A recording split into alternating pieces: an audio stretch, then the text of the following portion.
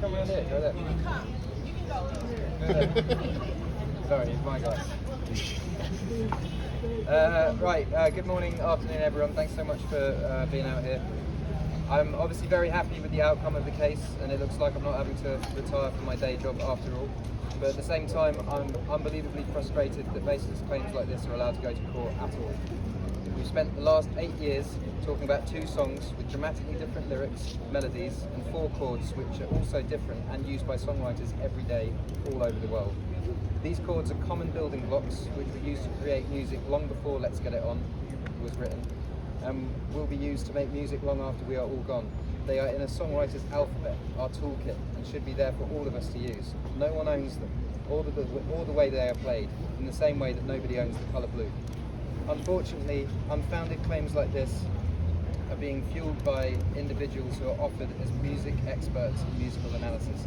In this instant, the other side's musicologists left out words and notes, presented simple and different pitches as melody, and by doing so, created what I think we proved for all to see were misleading comparisons and disinformation to find supposed similarities where none exist.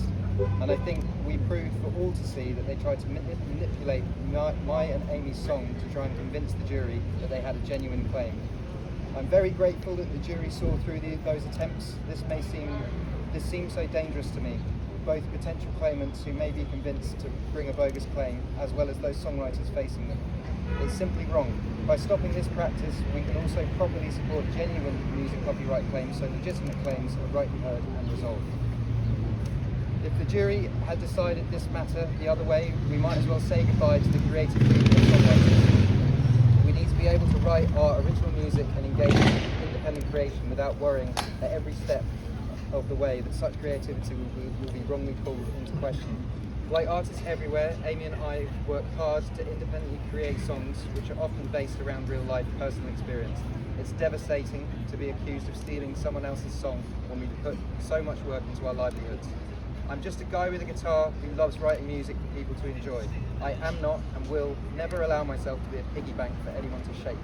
Having to be in New York for this trial has meant that I've missed being with my family at my grandmother's funeral in Ireland, and I will never get that time back.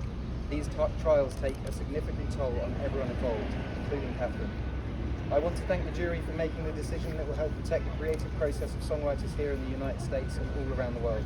I also want to thank my team, these guys, who've supported me throughout this difficult process, and to all the songwriters, musicians and fans who've reached out with messages of support over the last few weeks. And finally, I would like to thank Amy. Neither of us ever expected that 9 years ago, from our wonderful writing session, that we will be here having to defend our integrity. Amy, I feel so lucky to have you in my life. Thank you. We need songwriters and the wider community to come together and bring back common sense. These claims need to be stopped so the creative process can carry on and we can all go back to making music. And at the same time, we absolutely need trusted individuals, real experts, who help support the process of protecting copyright. Thank you.